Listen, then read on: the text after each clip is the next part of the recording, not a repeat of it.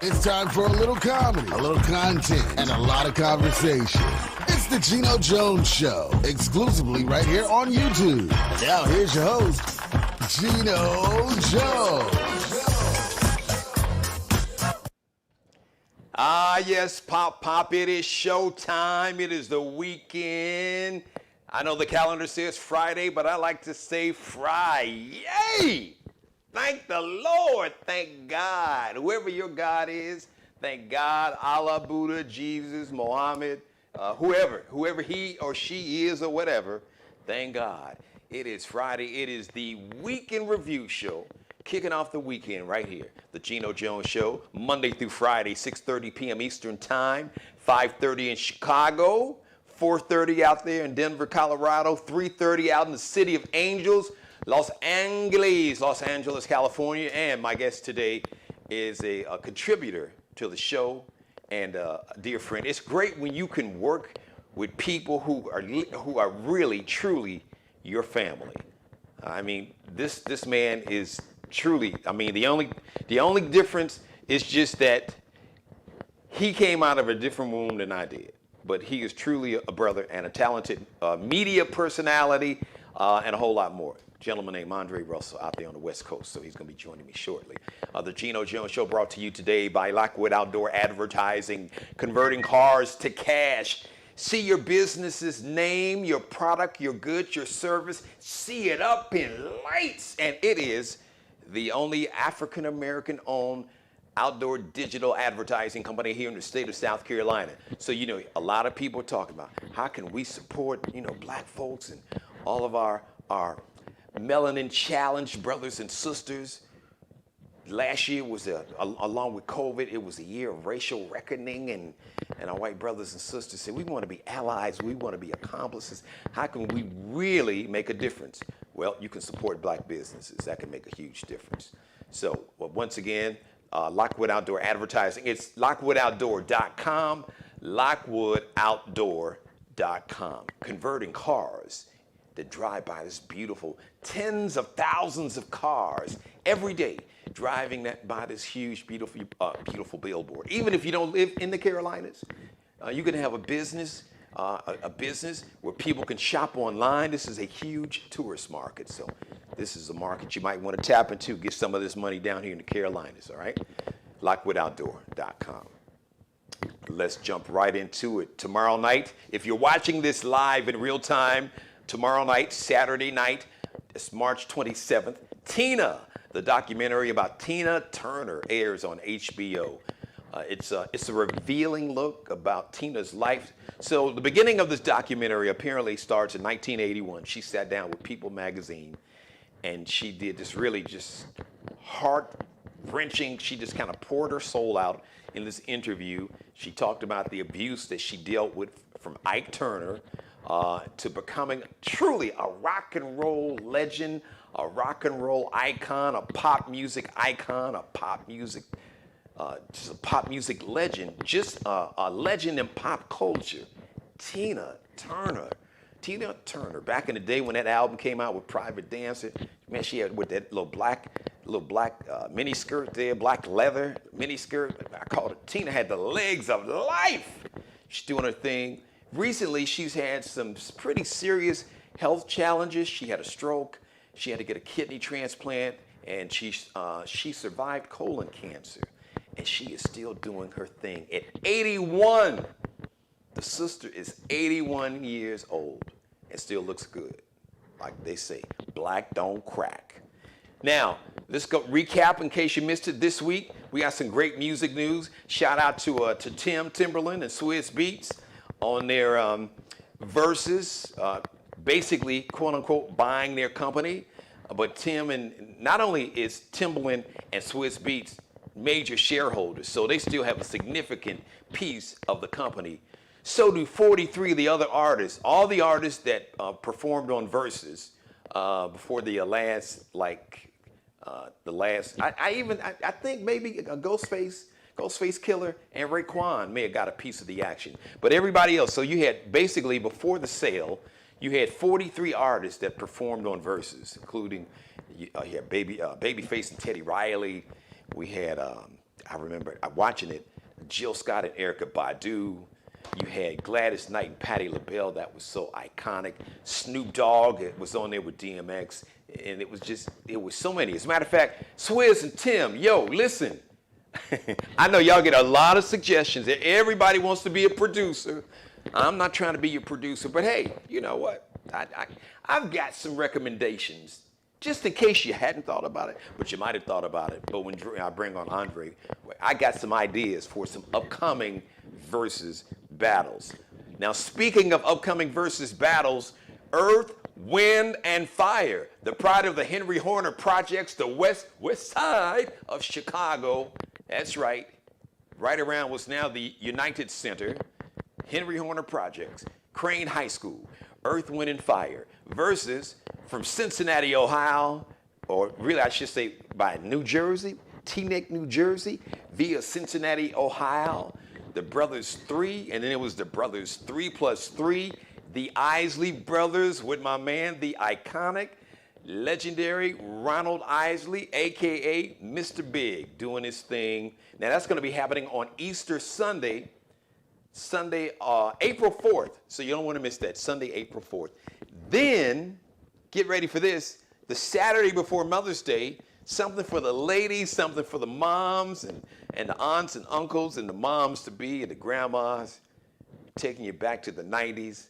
We got SWV, Sisters with Voices, with Right Here and Rain, and then you got my sisters from the ATL, Atlanta, Georgia. I'm talking about Escape with Who Can I Run To? Who Can I Run To? Remember that back in the day? The Jones Girls made that song first, and then the Escape put that little Southern R&B, little sexy. Who can I run to? The easiest little pain, or whatever. I'm making up the lyrics, but y'all, you know what time it is. Remember that? And My Little Secret. So that is going to be a great battle on the Saturday before Mother's Day. Wow, I cannot wait. So shout out to Swizz and Tim. So without any further delay, ladies and gentlemen, I want to bring my man to the show. My guest, my contributor, you see him on the screen right there. This young man, he is an iconic, legendary media personality, radio, television. He's done it all. He's worked in the NBA with the Lakers, the Clippers, #1 radio personality. As a matter of fact, he does a gospel show on Sunday, and his show's been like #1 for 25 years. They just had like a ticker tape parade down. I thought it was down Hollywood Boulevard. See, I know he's gonna tell me now. I went down Hollywood Boulevard, and I also hear, now see, he's a modest brother. He don't brag like I do. I hear that there's going to be a statue of Andre in front of the Staples Center and the radio station, which is owned by Stevie Wonder, KJLA. So the brother going, listen, even Kobe and Shaq don't have 2 statues. This brother going to have 2 statues in front of 2 venues. Now, you know he must be a badass man. Ladies and gentlemen, to the show, my brother. By another mother, by the same mother, because you know my mother. You know mother's excited. You know she's amped. She sees you on TV because she don't miss an episode. And I told her you were gonna be on, so she is probably just hi Andre. Andre Russell, what's happening, brother? First of all, Geno, to your mother. Hey, mama in Chicago. That's my girlfriend right there, man. How you doing? Hey, Geno, good to talk to you, brother. Good to be on your award-winning show, the Geno Jones Show, ladies and gentlemen. Man, good to be here, brother. Listen, from your lips to God's ears. So, listen. You know the NAACP Image Awards is what, tomorrow? I know you're going to win an award. I already know. Oh, well, good. You know what? I hadn't been notified, but listen, we can do the Zoom thing. I'll accept it. If not, is it in L.A.? It's virtual. Okay. So it's all over, I guess you could say. But are they doing a production in Los Angeles? I'm not sure, Geno. I thought you may be hosting. All right. Well, if no, because it's virtual, so I won't be there. But to be honest with you, the NAACP Image Awards is my favorite award show to attend, man. Every year in, year out for years now. You know, and I get to go to all of them, but that's my favorite. I love the NAACP Image Awards because it's our people. Right. You know? I love it too. So I was going to say, listen, if I just accept it for me, man, and just tell them I appreciate it. Geno Jones, right now on behalf of the Academy. On behalf of the Cutting Edge, brand new program, the Geno Jones Show, live from the Carolinas, we'd like to present you with brand new content show of the year. Geno Jones, ladies and Hey, gentlemen. listen, brother, from your lips to God's ears, man.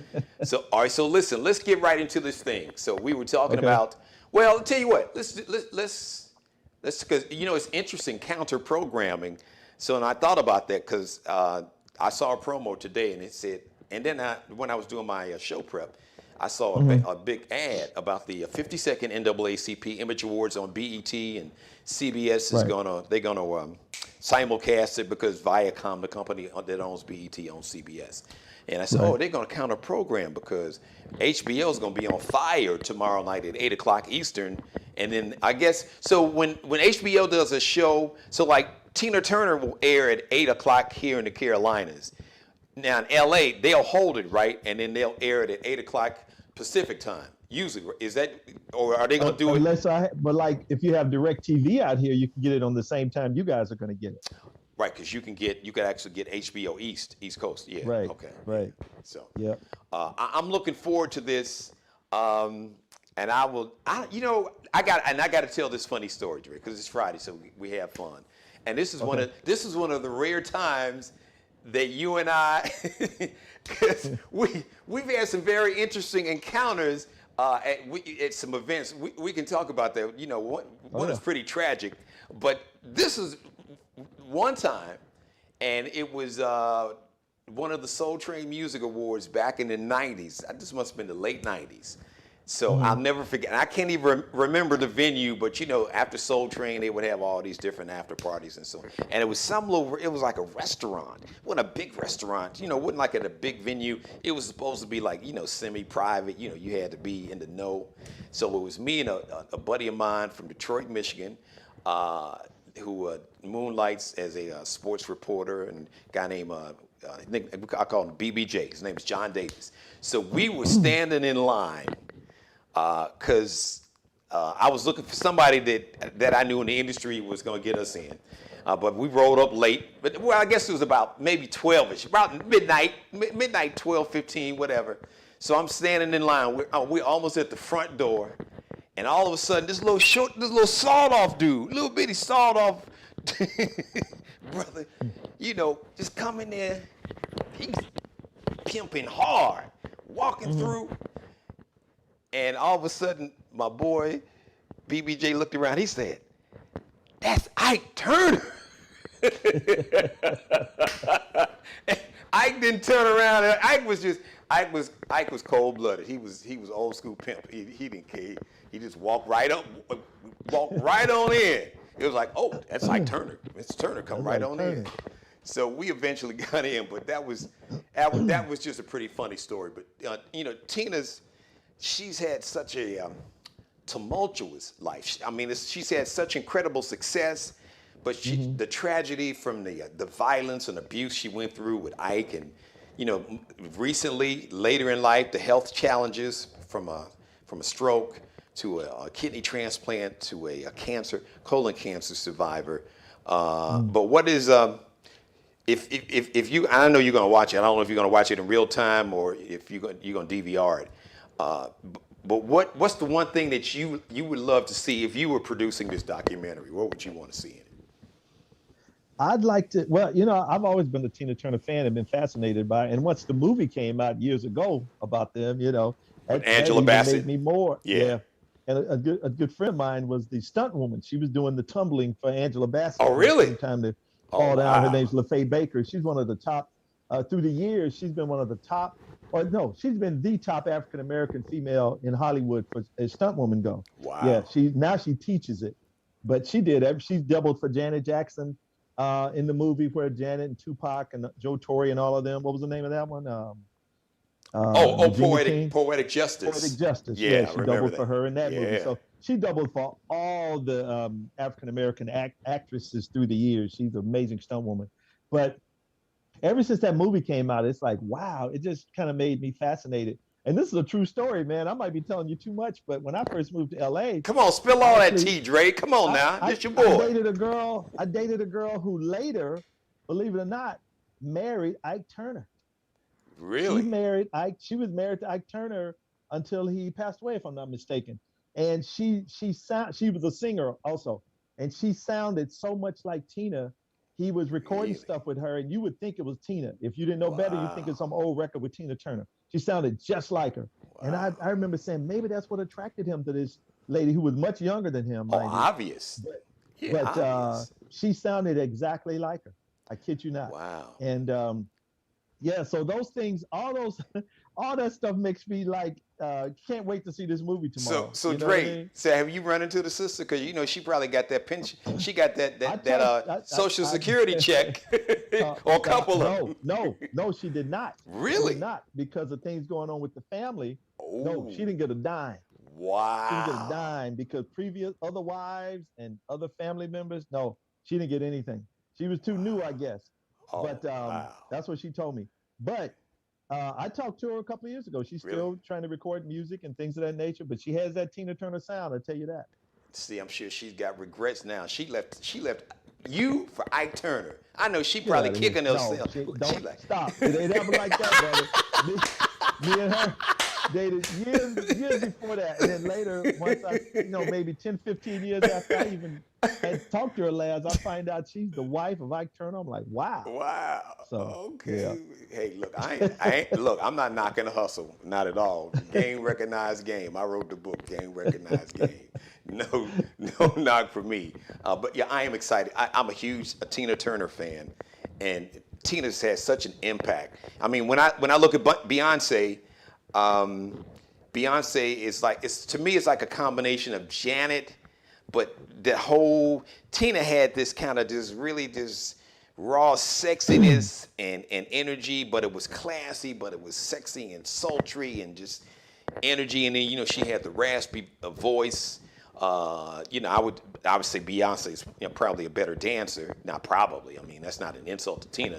But just as a performer, listen, Tina. Listen, Tina is right there. I mean, we could split hairs like Jordan, LeBron, Kobe. Tina Turner is right there, and truly became and to become a black woman. And she did this really she started in the 60s, of course, I guess 60s and 70s, when it was Ike and Tina, Ike and the Tina Turner, or Ike Turner Review with Tina Turner, whatever. But she really blew up. She had the majority of her success after she left, after 1981, that's kind of when they start off the documentary from the point of view of 1981, and then she goes back. I'm sure there'll probably be some videos. She talks about that whole experience with Ike and the violence and how he was so controlling that. Because history. Not everybody, I shouldn't assume, but most folks know her real name is Anime Bullock. Anime, eat the cake, Anime, eat the cake, Anime Bullock. And Ike was the one that gave it, and she said she didn't even have any say about it. He was like, "You Tina Turner now," and she's like, "Okay, Ike, that's what you want." So I'm really looking forward to seeing it. I can't wait to find out about Nutbush City Limits. That's all I'm trying to say. Well, that's a real town though. In Tennessee. In Tennessee, right? Yeah. Yeah, I know. That's an actual town. I don't know if that's where she was born or where she lived for a while, but yeah, she was, little small, country girl in a little small country town in Tennessee, and somehow I think she wound up in because I think Ike was in St. Louis, but I'm sure all that will come out in the documentary. So we're talking about verses. So I want to, because I got a list of things here. So we want to, so shout out to Swizz and Tim. I saw on video that the company Triller that bought them, they're going to be having what's called an IPO, a public offering of stock. So that means that me and you will be able to buy stock. So Swizz, Tim, holler at me. Or I know y'all plugged in with Dre. So Dre, when you need to holler at Swizz and Tim and say, can you at least give you a heads up? I was like, all right, you might want to have a couple thousand, whatever you got, just sitting around, because you never know. You may be able to go ahead and purchase. The company will go public when they have initial public offering which means the general public can purchase stock. They'll go public as opposed to being a private company. But that was a big move. And what I love about that, Dre, that, you know, if these brothers would have just gotten a big check like Dre got when him and Jimmy Iovine sold Beats to Apple, we would have rooted for them just like we rooted for Dre. We would have rooted for them like we rooted for Jay-Z, you know, when he got his big check with the NFL, you know, and the whole 9 yards. But not only did they get, you know, a big check and they still have ownership in the company, but they made sure that all the artists who showed them love, because, you know, all those versus battles, they didn't pay anybody. It was for the culture. It was absolutely strictly for the culture. You know, everybody was in quarantine with COVID, and it was scary, and we didn't know what the hell was going on, and folks trying not to get COVID, and people were just dying around us. And that was really, man, the culture, we really needed that. Just, you know, just that outlet, man, because it was such a dark, scary time with COVID-19. And but they made sure that all 43 artists who performed on Versus became shareholders, got stock in the company. So they are owners. They are you know, part owners, minority owners in this company. So I'm really excited about that. So, but let me ask you, we're gonna play producer. So listen, Swizz and Tim, I know y'all got everybody wants to be a producer. We're not trying to produce the show, but just some ideas for conversation. It's Friday. So now Dre is out in Los Angeles. For those who don't know, he works for Stevie Wonder, KJLH 102.3. As a matter of fact, I used to work out there in the 90s. I did mornings. That's how Dre and I became, you know, very close, and how we first met. So if Stevie's, you know, listening, Stevie, my brother, how are you? Now I can imagine, because everybody knows and loves Stevie. So I wouldn't be surprised if Swizz or Tim haven't already reached out to Stevie. But I was trying to think, who do you think would be a good match to battle with Stevie Wonder on Versus? Nobody. Wait, now you're not going to believe this, Dre. Well, you probably will, because great minds think alike. I've spent since yesterday, when this idea popped in my head, when I knew that you were going to be on, because I've been thinking about this for over 24 hours. And I said, I can't think of anybody, honestly. No. The only... No, go ahead. Go ahead. No, you say only what? The only what? There was one name that kind of like flashed. You know how like you see lightning in the distance? But you know, when I was like, no, because I was desperate. So I'm like, okay, I can't go on camera and not think of somebody. But I was like, the truth is, I couldn't think of anybody, but the only name that flashed for a second was Lionel Richie. But that wouldn't. Nah. No. Now Lionel's a songwriter. He's a great songwriter. You know, he had the success with the Commodores, and he had a hell of a career now. This is no disrespect to Lionel, but Stevie, my God. Yeah, you braid them up. You remember how your mom used to braid those switches? That's for old school folks. Yeah. You could braid up Lionel Richie, Donny Hathaway, and whoever else. They still couldn't beat Stevie, because Stevie is so creative and innovative, and the way he has such a personality. I could already see him now, the things he'd be saying during the Versus battle and this, that, and the other, and he'd be impromptu making up stuff and rhyming and this, that, and the other, in addition to just doing all his hits. So no, I don't think there's anybody you could put against him. Right. I really don't. Now, I had somebody, but they're dead. So I'm like, I know I couldn't bring him back from the grave. But if I could give this brother some vibranium, and he's been gone for a while, this would be a good match. This would be on a par with Stevie. Curtis Mayfield. Okay. Curtis Mayfield. I think Curtis would be great. You could put him in that braid too. Curtis, Donny Hathaway, Lionel Richie. I don't think that would be a battle. I don't think it would be close or competitive, is what I'm saying. Yeah, that would be like the Lakers playing the local high school team out here, Crenshaw High, Inglewood High. I just don't think it would be competitive. Yeah. Well, Curtis, you know, in all fairness, Curtis Mayfield, he was a great writer. So he wrote all the hits for the Impressions. And then, I mean, just the Superfly album alone, you could take Songs in the Key of Life and the Superfly soundtrack right there. Just and they could have not made another hit, and their career would have been iconic because those two albums, in terms of the impact on music, the history of music, especially R&B music and the culture, two of the most impactful albums in the history of music ever. Songs in the Key of Life, a double album. But that Superfly soundtrack was just... It was nice, but I think to put anybody in the category...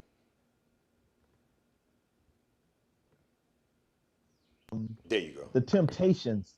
You had to put the Temptations. But see, as a group, I couldn't put them with... I know. Yeah, I wouldn't... Because see, for me, this is the thing with Stevie. Stevie was an artist, but he was such an incredible... He was a songwriter and producer. That's why I said Curtis Mayfield, incredible songwriter, singer as an artist, and producer. Played, they both played piano, keyboards, so a lot. And Curtis Mayfield as a songwriter, I'm sure if, of course Stevie would say he's better, but I guarantee you, I'm sure he's a Curtis Mayfield. Curtis Mayfield, iconic. Oh, Donny Hathaway was a great No doubt vocalist, about it. but he wasn't the songwriter and a producer. Because Curtis Mayfield produced other people. As a matter of fact, I forgot that. What was that? Giving Him Something. What was it? Yeah, Giving Him Something. The song by Aretha. Aretha, yeah. When I saw Genius, when I saw Genius Aretha, and I forgot all about that. I said, oh wow, Curtis Mayfield did produce it. Curtis Mayfield was so for me, Curtis would be the closest, but Stevie. But the thing about Stevie also, back in the day, Stevie was like a pioneer with technology. I mean, these whole synthesizers and the Moog. I mean, Stevie was so far ahead of the game. Even the white dudes, the rock and rollers, Led Zeppelin. It was like, man, Stevie, what was that? It was. Yeah, right. He was way ahead of his time. And you spoke of the movie, the Aretha Franklin. I got to shout out the girl. Is it Cynthia Erivo? Yeah. She played Aretha. Yeah, Cynthia This girl Erivo. can really sing. She has a project, a CD coming out soon. I know you know that. You're a radio personality. Yeah, but I didn't know she can really sing. She did. So she did all that. She did all that. I understand she did all of that, man. She didn't have any dubs, no overdubs, nobody. They didn't patch in nobody's voice. I've seen the whole thing. I understand she did most of it herself. Oh. That was her voice. Wow. She can really sing, by the way. And like I say, her project will be out soon. That girl, she's talented, man. Right. She can act and sing. Yeah, but she can't sing like Jennifer. I can't wait for J. Hud now. Oh, Jennifer. No, the movie will be Jennifer Hudson. Jennifer. Yeah, right. y'all about to well, you've seen and heard Jennifer, but I'm like, oh yeah, Jennifer she about to let it go. It's gonna. There's a lot of projects that are in the pipeline now. I can't wait to see. I can't wait to see that one, the Aretha Franklin movie with Jennifer Hudson, and I can't wait to see Jamie Foxx playing Mike Tyson in the Mike Tyson story. There's a lot of things in the works. I got another one for you. She was a guest on the show about a month and a half ago. Lettucey. She is gonna play Mahalia Jackson in a movie. That's right. And she will play. It's going to be a biopic about the life of Mahalia Jackson, who was, for all accounts, the greatest gospel. And you can co-sign on this. You an expert. Yeah. But yeah, man, she's the greatest.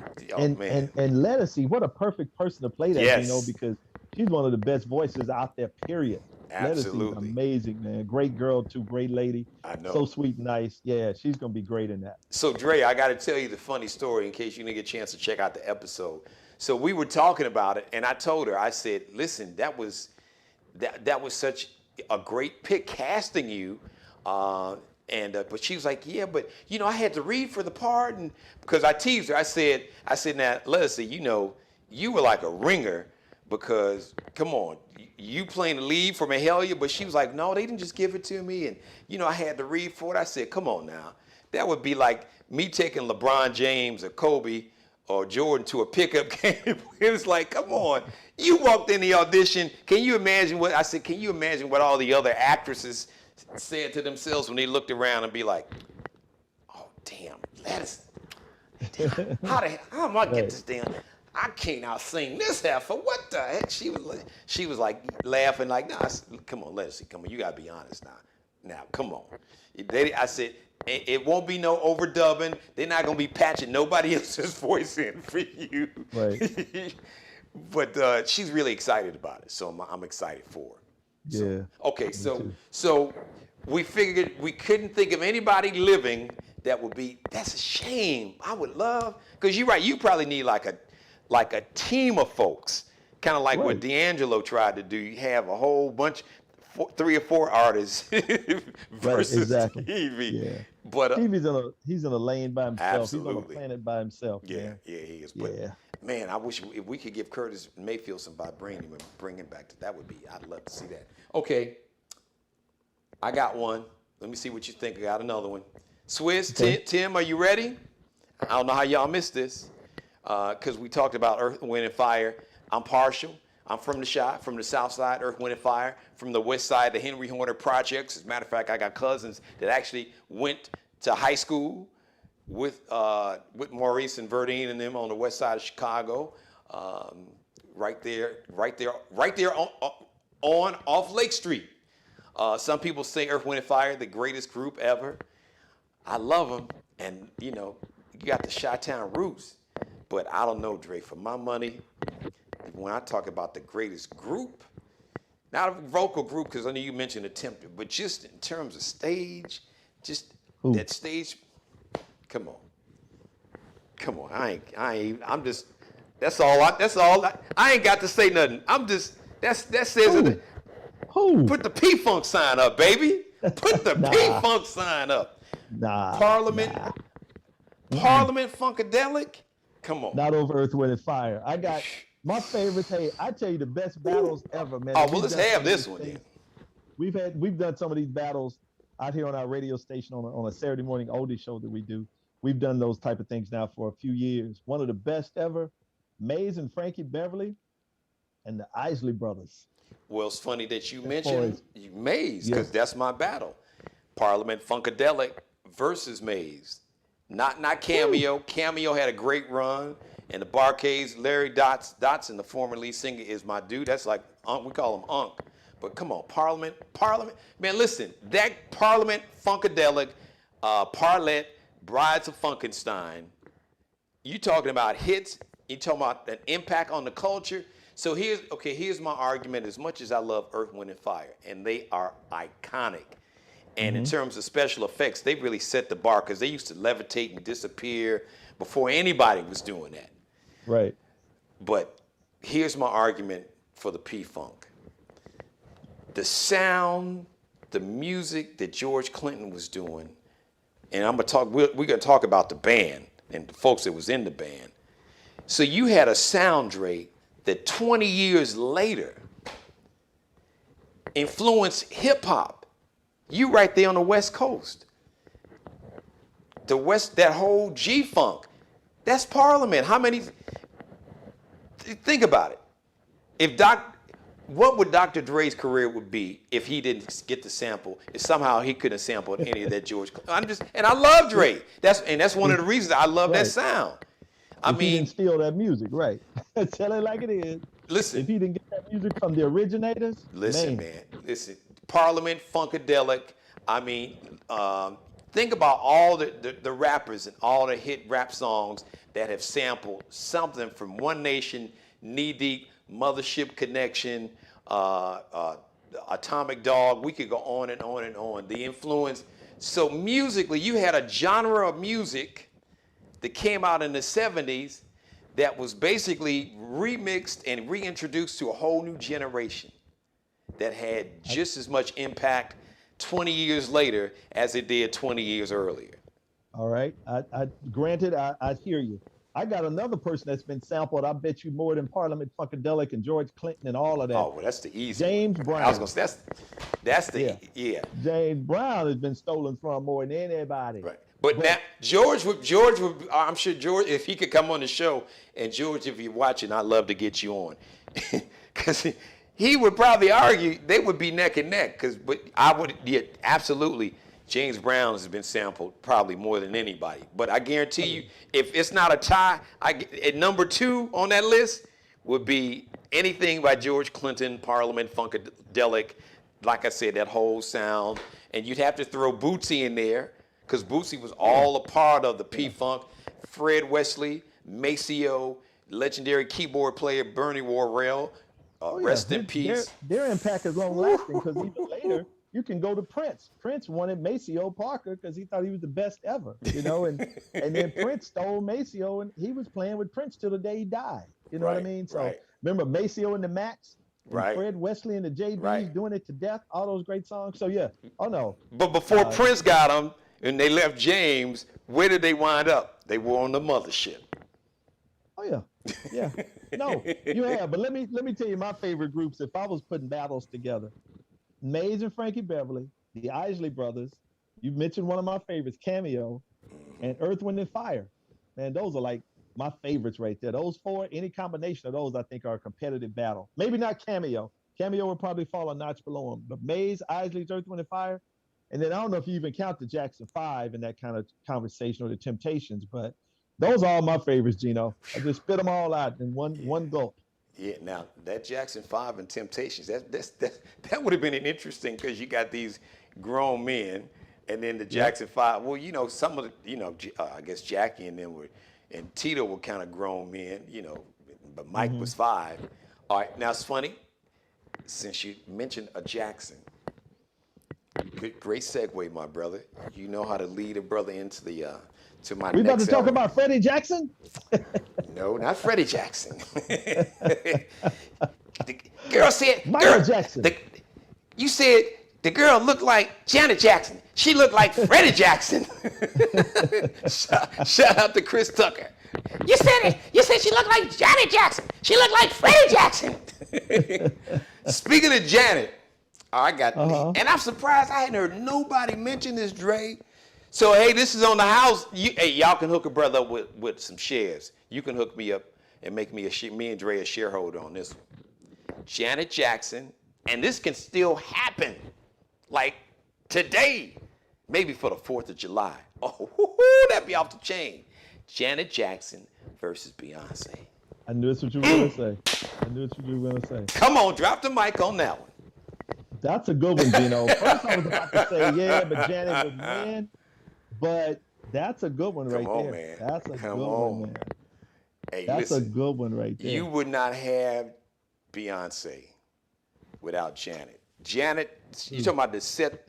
Janet set the template. See, people forget, you and I worked together in the 90s. That's when Janet was at her peak, right after that Rhythm Nation album, I remember. Did we go? I remember seeing her, because she did 2 or 3 nights at the Old Forum in LA, the Rhythm Nation tour. And I remember, because I went, I'm trying to think who did, I don't know if you went with me, but I remember going. Yeah. I'll never forget. It was just electric. Yeah.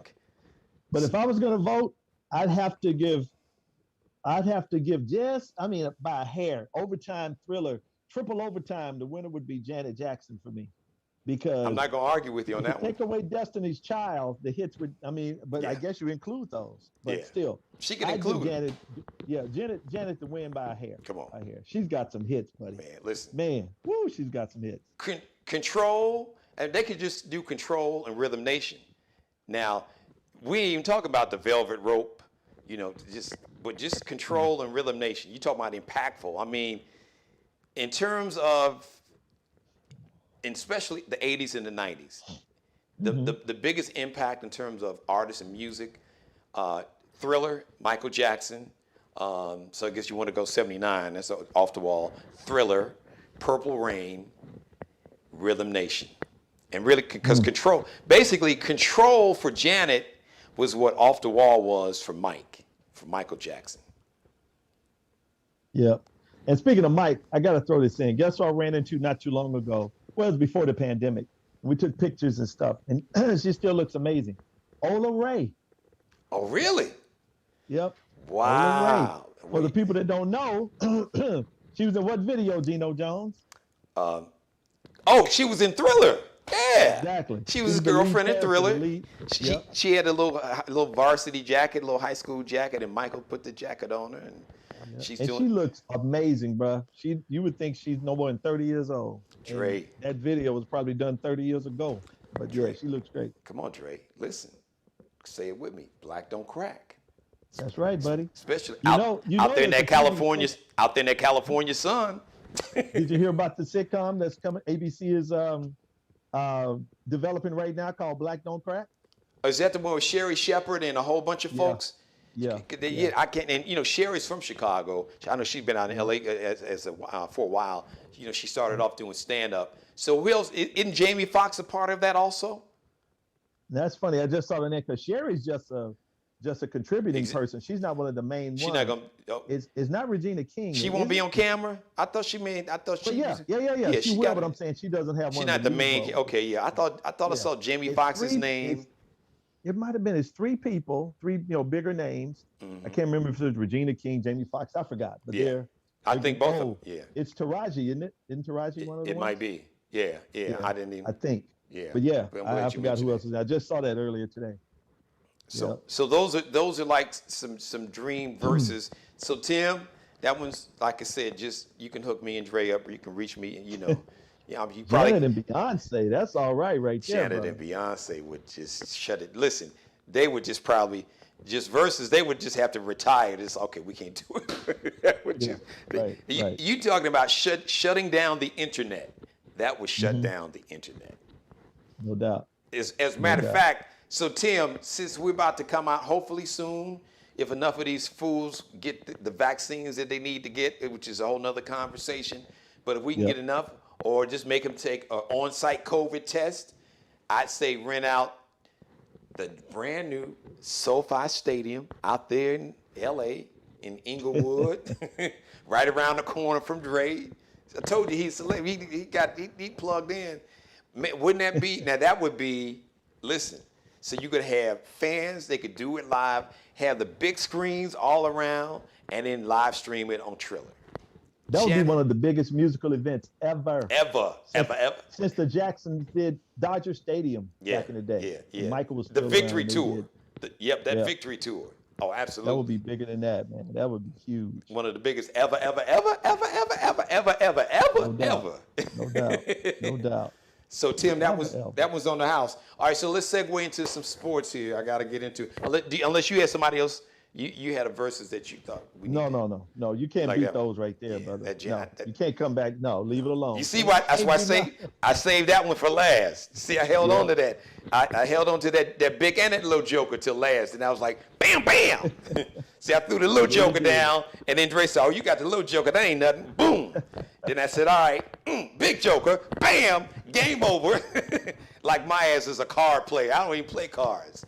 But my baby sister, she's the card player in the family. Oh, she's serious now. Yeah. Angela. Okay. Oh yeah. Angela, she's no joke. All right, so let's talk about these. Speaking of joke, what? Full disclosure. People who've been watching the show, people that know me know I'm a huge Dre. Now Dre lives in LA.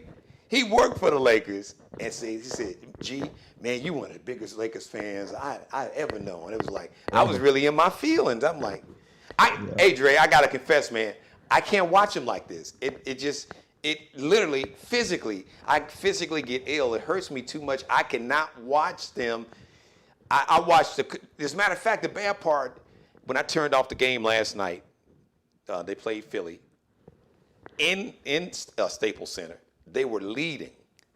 I woke up and I had a bad feeling. I said, they gonna miss it. Sure enough, they lost. How did y'all lose with no Joel Embiid and then Dwight Howard got kicked out the game? Geno, it's gonna be a while before they get another one of these.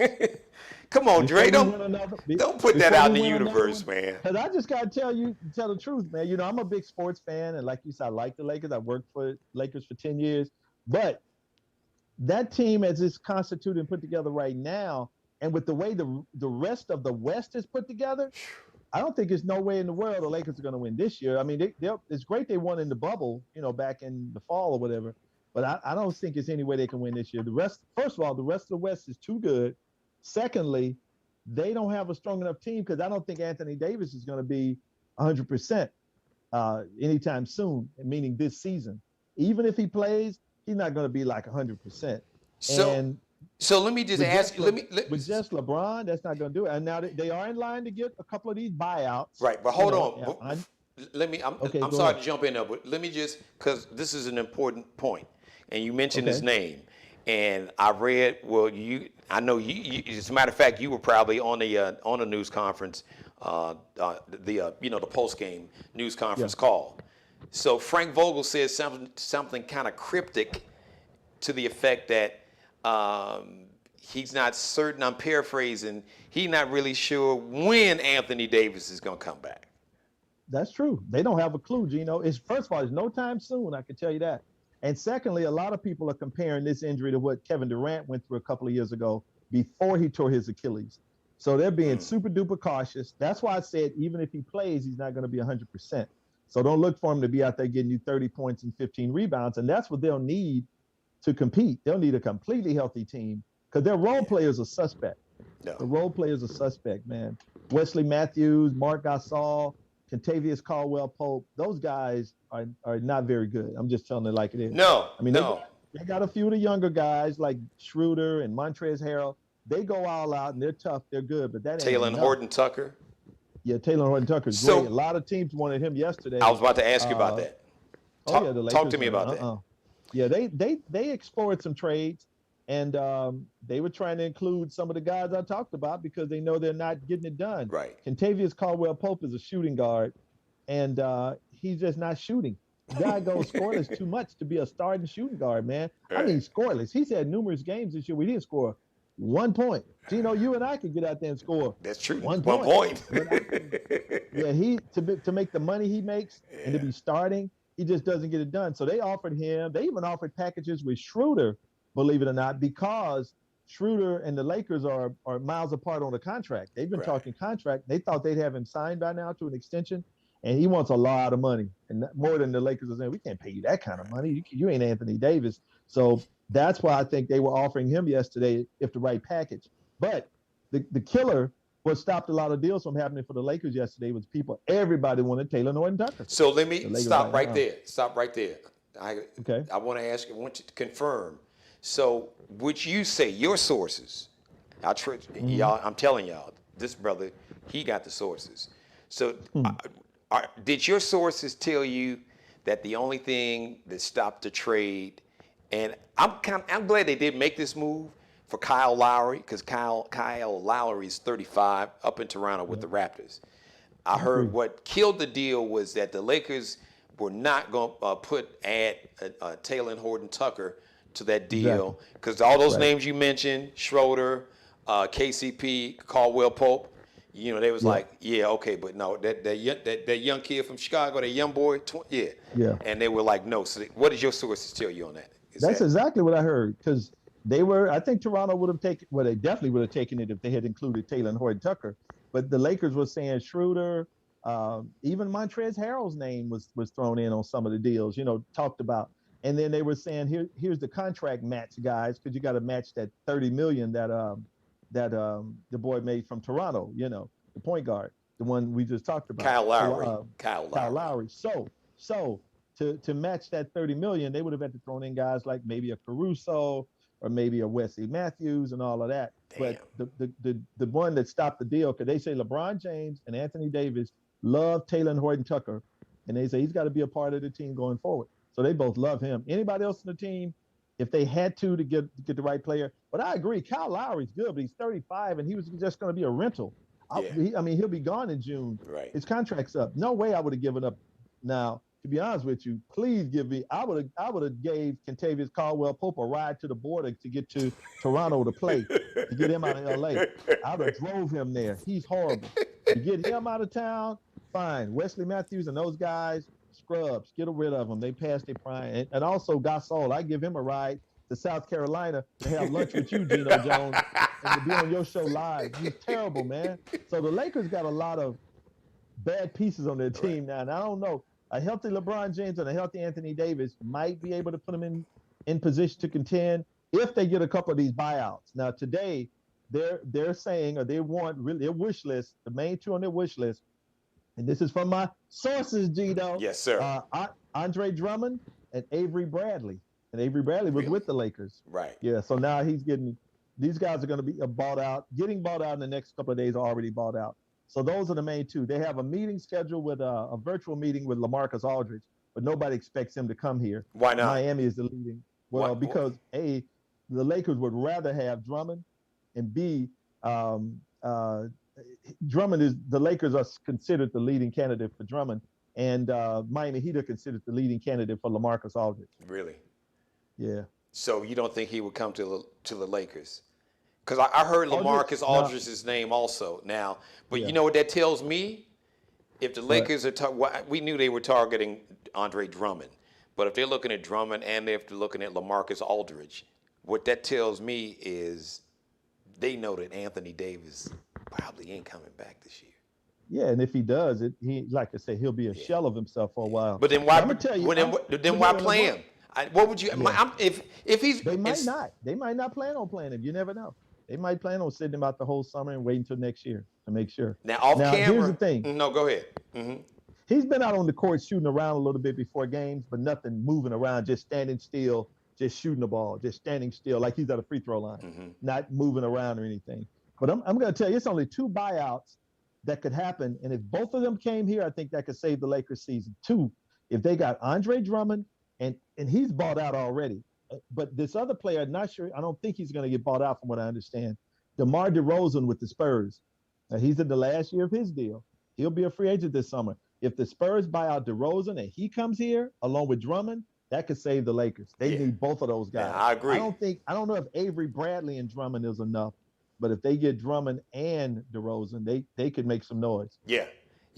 Even without AD, if they could get Drummond and DeRozan, they can make some noise with Kuzma and Taylor Horton Tucker, because I agree with you. You know, there was a lot of talk earlier. You and I talked about this off camera. Folks were like, man, Rob Pelinka did a great job. But look, this job that Pelinka's done, he could get to me, and I know Jeannie Buss is not going to do it. But, dude, you could lose your job because this second unit is Dre. So for everybody, Skip Bayless and all these folks that said LeBron James was not the MVP, now you see how important LeBron James was and is to the Lakers. Because now without LeBron James, the Lakers, and this hurts my heart to say this on camera, they have looked like a team that's damn near in the lottery. And they might not win without LeBron James there. Until he comes back, Geno, this gonna be tough for you. They might not win but 2-3 more games without him. That's the whole month of April. Yeah, they might not win but 2-3 games without him. So they got to be in the playoff. They're gonna be in a playoff game. I mean, a play-in game. Man, they're gonna be in a play-in game. You never know how deep they might fall. They might fall so far. It just depends on how long LeBron James is out and who they get with the buyout. Now they're gonna get a couple of guys. They got 2 open spots. They're gonna get 2 players. That's going to help them dramatically. But if they can get LeBron back in there and say 3 weeks, 3 to 4, because they saying, LeBron's tough. He's walking around with that boot. He's traveling with the team. I think he'll be back in about 3 weeks. That's my prediction. He's going to try to get back in there and play. But it's going to be tough, man, because the rest of the West is so loaded. I mean, you got Utah, who has the best record in the league, with Donovan Mitchell, who's a killer, and Rudy Gobert and Mike Conley. They're a really good, solid team, man. They're a team. And I say that, really using that word team. They play well together. Yeah. And I got 1, 2, 3, 4, 5. I got 5 teams, not counting the Lakers, Geno, that could win the West, in my opinion. 5. Utah's 1. This next one might surprise you. Phoenix Suns. No. And one of the main reasons is the coach, Monty Williams. Man, he is such a good coach. Monty Williams got talent, too, to play with. Chris Paul, the big man, Aiden. Of course, Devin Booker. Booker's a beast. Yeah. They could win the West.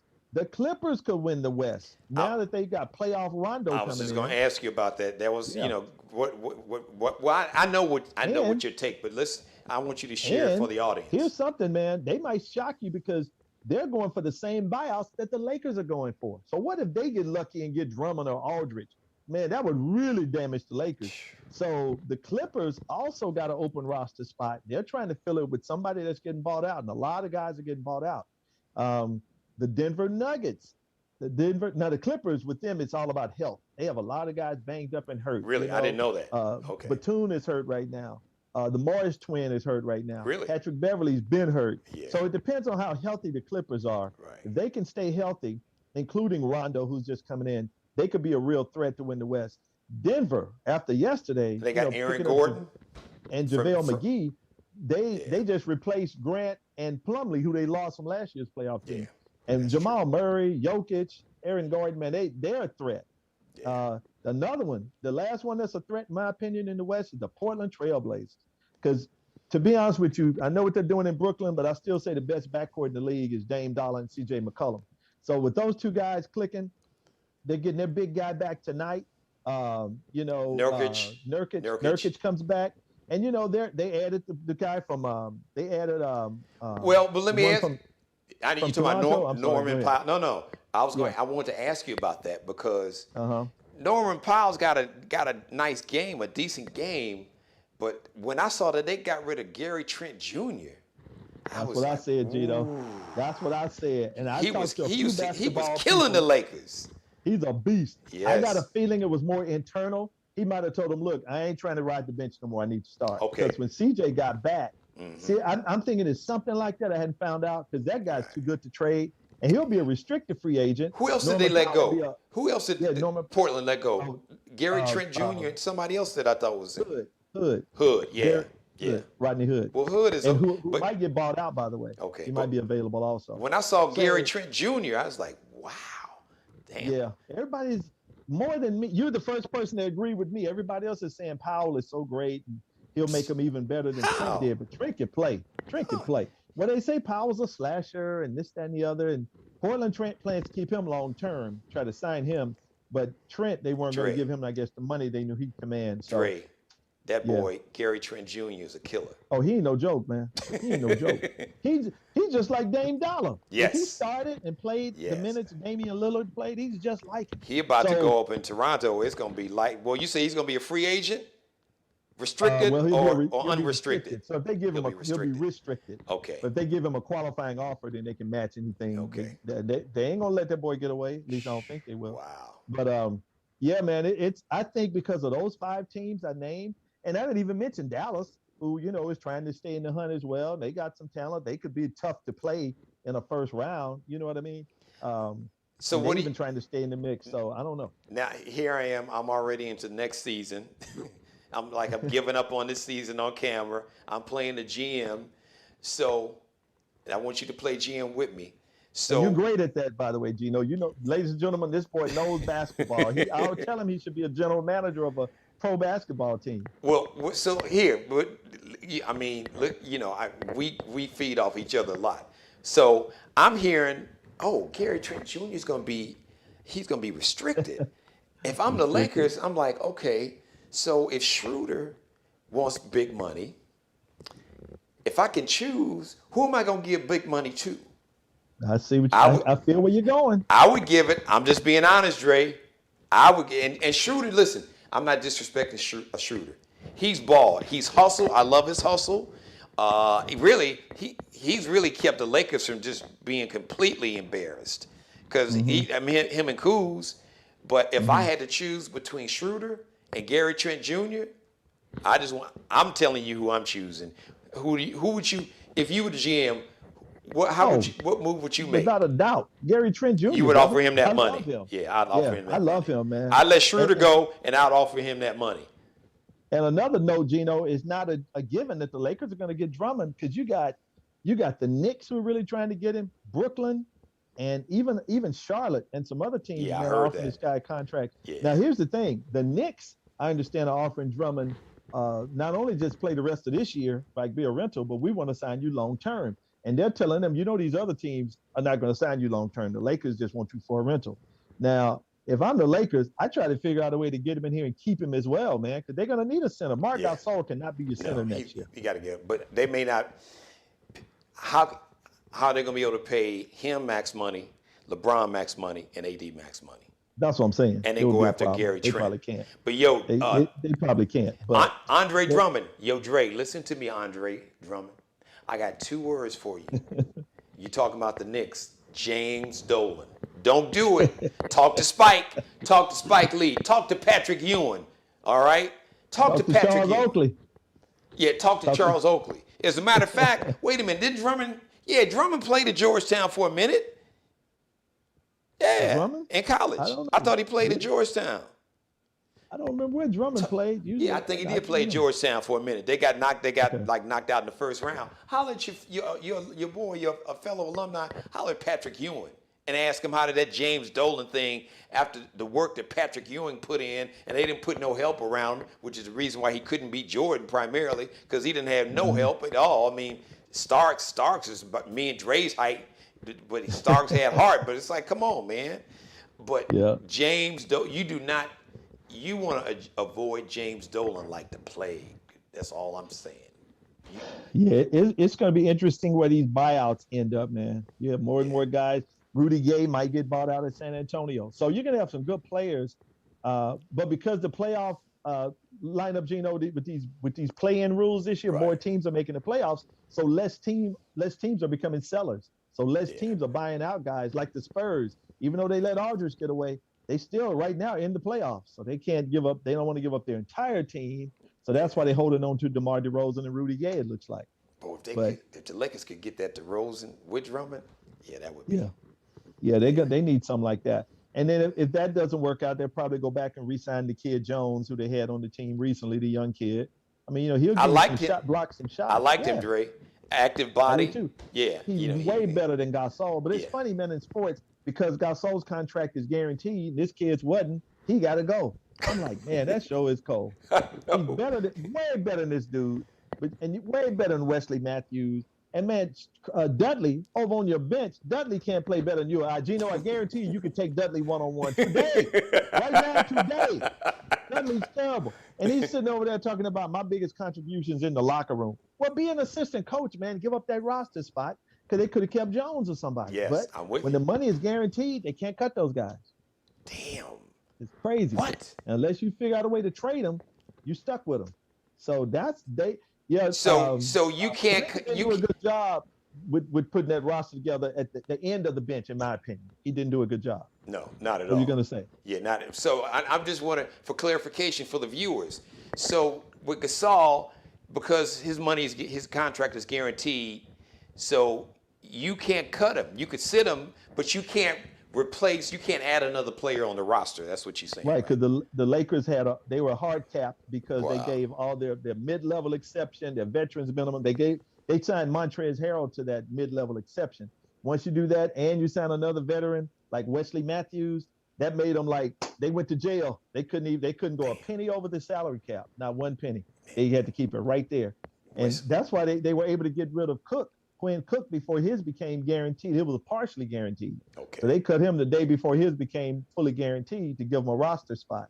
But the Lakers, people don't realize that they've been going this year with 14 players. They couldn't even have the maximum 15 players because they were so hard capped. Wow. They went with 14 guys, man, and 2 or 3 of them can't play better than me. Dudley, and they let go Quinn Cook, and look at Gasol and Wesley Matthews. Those guys got old really quick. It's been embarrassing. So yeah, they in a little trouble. As a matter of fact, Wesley Matthews Sr., the Lakers probably would have did better signing him. His daddy. You right. You right, man. Yeah, those 2 guys got old real quick. Yeah. All right, listen, man. You got any little gems you want to share before I let you get out of here, man? Enjoy your weekend. Oh man. I talked about the West. Let me just tell you this real quick. In the East is good, man. Philadelphia 76ers. If they're healthy with a healthy Embiid and Ben Simmons and now picking up George Hill, I don't think Brooklyn's a shoe-in to win the East. I'm just got to tell you that. I know they got Durant, Harden, and Kyrie Irving. I ain't mailing it into them because I think the Miami Heat, what they did yesterday, they might make some noise, man. Bam Adebayo, Jimmy Butler. They got 2 of the role players that the Lakers wanted, and it didn't work out that way. They got Andre Iguodala and Trevor Ariza now, and they're not letting either one of them go. And the Lakers had to have one spot they had to almost put a jersey in the locker with Trevor Ariza's name. They just knew they were going to get him when he got bought out. But Miami traded for him to block the buyout, because they really wanted him. Well, wait a minute. Didn't the Heat get Victor Oladipo too? Victor Oladipo too. I'm telling So you, Miami loaded up. Now here's the only problem: they might have too many good players. They talk about Brooklyn. Brooklyn's got a lot of scorers, but Miami's got a lot of good players, man. They're about 12 deep now. So the only problem they're going to have is who's going to sit, because they got some talent down there, man. And they're about to add LaMarcus Aldridge. They got some talent. They're deep. They got those shooters, Robinson and Hero. They got a nice team, man. They got a nice team. Let's see what happens with the Miami Heat and the last team, the Brooklyn. I mean, you can't count out the Milwaukee Bucks. The Bucks they're a good team. I don't think they can win the East, but I'm just saying I'm not mailing in the East to Brooklyn. I'm just we're not now because we don't know KD. Because you got to be careful, and I think the Nets are being careful purposely. Because it's not as Achilles, but that was such a severe injury. I mean, anytime you rupture Achilles, and they say it usually takes, even though now I know medicine has gotten better and science and the whole nine, still an Achilles, and they still say it really takes a full year to really fully recover. But Durant had looked fully healthy. I mean, he was moving, his lateral movement. He had a little, because he was never super explosive, but he seemed like he had a little explosiveness. They say it's just his hamstrings and stuff now, soft tissue injuries. And he's kind of like Klay Thompson with Golden State. Those guys will come back. Once you rehab one thing, then other things break down on you. Like, he strained a calf muscle, he pulled a hamstring. So I understand with Durant, it's more of that than the Achilles. Mm-hmm. But he's just not fully healthy yet. And I don't know if Blake Griffin's going to help him or not, but they too are trying to get Drummond and LaMarcus Aldridge. So I think a lot depends on who lands these guys that's getting bought out over the next couple of days. We should know by this time next week who's got who, and you'll see who's got a shot and who doesn't. Come on, Dre. Come on, Andre. Come on out there on the West Coast. Meet Andre. He'll plug you in. As a matter of fact, this Dre Day, he'll show you that championship ring.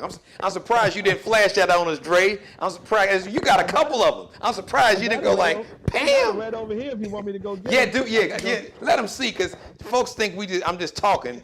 I want them to know who they dealing with, the quality of guests that we have on the show. This brother here, like I said, he worked for the Lakers for over a decade, and he's about to just proudly display to you his championship rings that he acquired being a member, working on the staff of the Los Angeles Lakers. Not once, but twice. So I want to thank Dre for coming on. There he is right there. Not one. You got both of them, right? I don't know if you can see him or not. Oh, you do. Yes, sir. So tell us what year. And give us a little quick short story behind each ring each year. Okay, this year is 2002. 2002, when Shaq, I was the Lakers, I was the halftime voice, I was the DJ for the Lakers. I know people are saying, how did this boy get a ring? So I worked for the organization, and they used to hook up all the employees with rings. I'm talking marketing, Laker girls, security guards, everybody.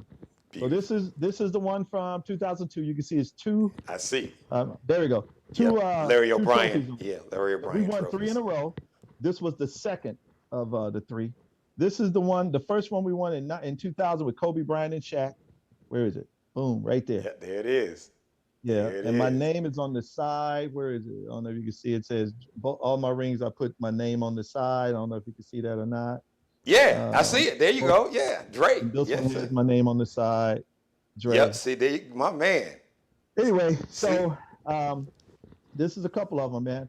So I was blessed to be a part of the organization when we were winning championships. I was blessed to work with Shaq and Kobe and all the other great players through the years. That's been with the Lakers, Magic Johnson, and they were just reminding me I was supposed to email Magic Johnson's assistant. You just made me think of some Geno Jones. I forgot about that. I'm just about to let you go and email Magic Johnson's assistant before I let you get out of here. Thank you for doing. See, I told y'all. Come on, man. This ain't no lightweight show here. I got celebrity.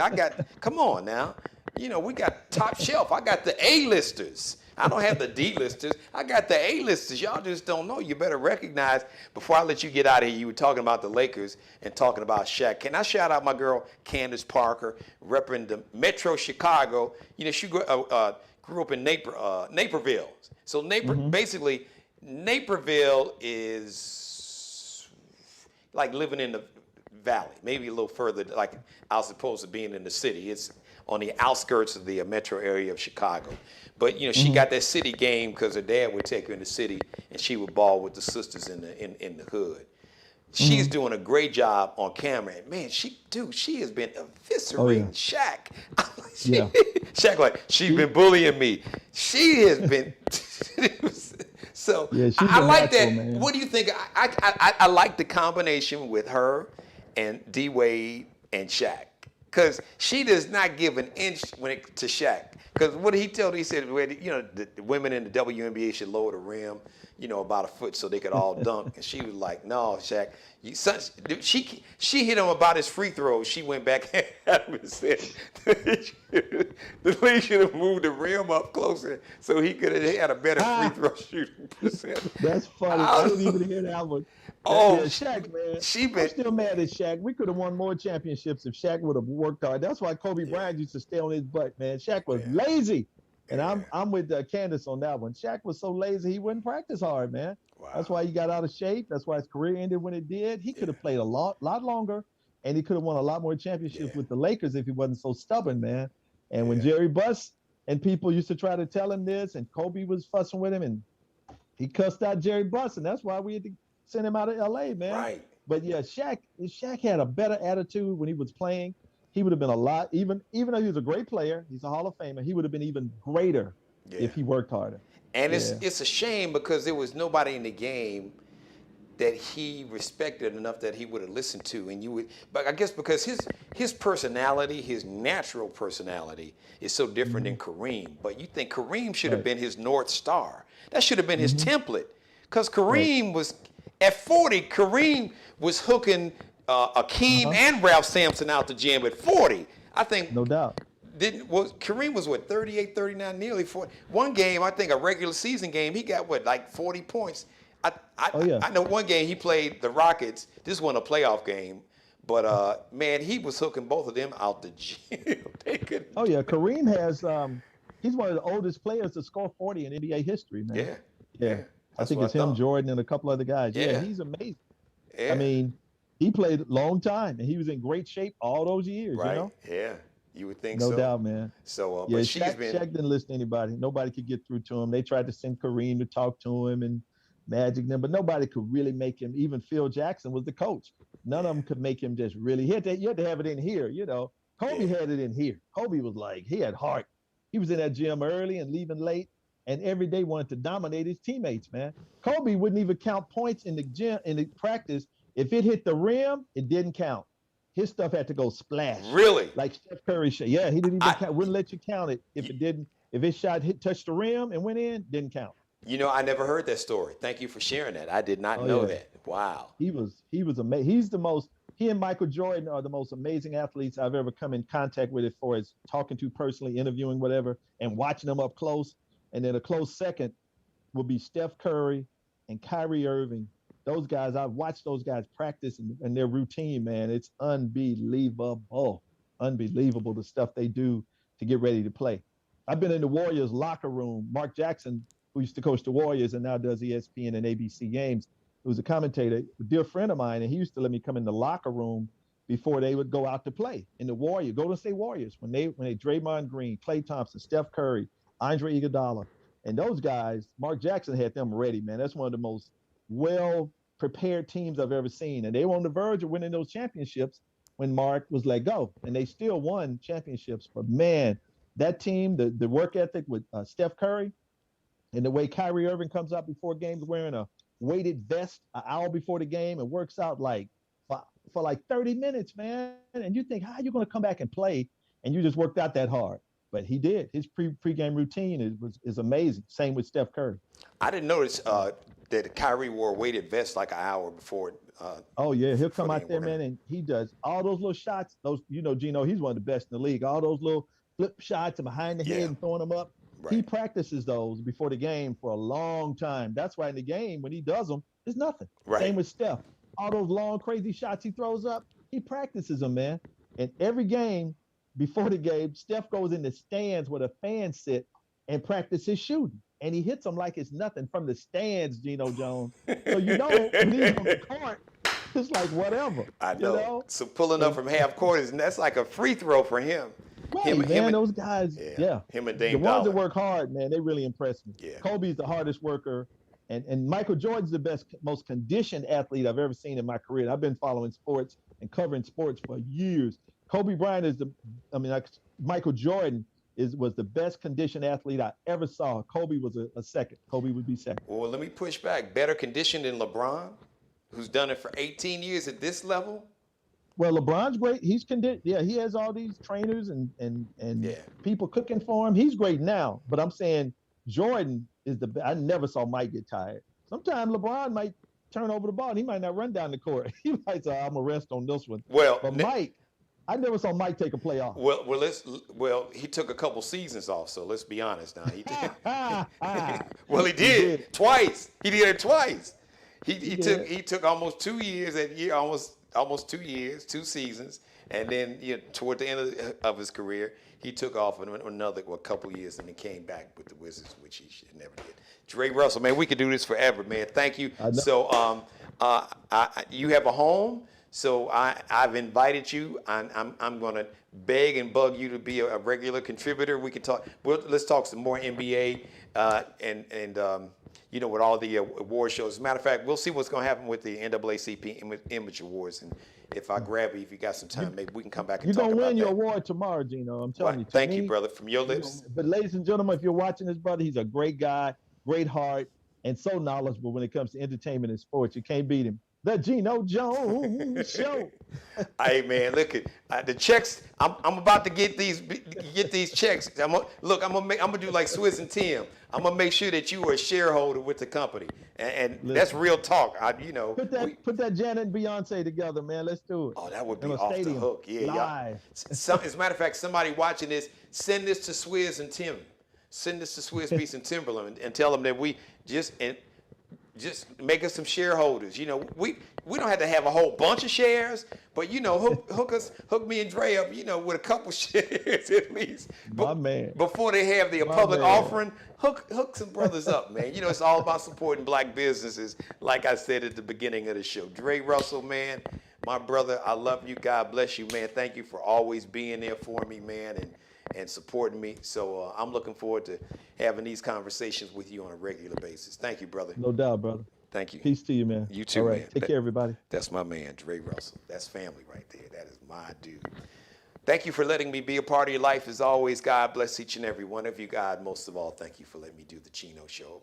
The Geno Jones Show, actually, Monday through Friday, 6:30 p.m. Eastern Time, brought to you by Lockwood Outdoor Advertising, converting cars to cash.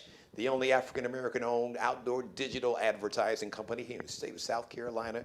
Like I said, come on. I'm all about supporting black businesses because if we don't, nobody else will. So it's that time in this era of racial reckoning, then recognize black-owned businesses are just as good, if not better than any other businesses. All we need is a shot. That's all. We can get the job done. So we don't want a handout. Just want you to check us out. You'll be glad you did. We'll help you make some money, help you build your brand. So check out my friends at Lockwood Outdoor Advertising. Converting cars to cash, LockwoodOutdoor.com. You can call them 843-442-5011. 843 area code 442-5011. LockwoodOutdoor.com. Shout out to Bruce Gage, the official wardrobe stylist and consultant for the Geno Jones Show. Check him out on Instagram, on IG, Bruce Gage, Gage. Bruce Gage on Instagram. Also, flyballthestore.com. Flyballthestore.com. And Markel Bailey, the official barber and hairstylist, who I will be seeing this weekend.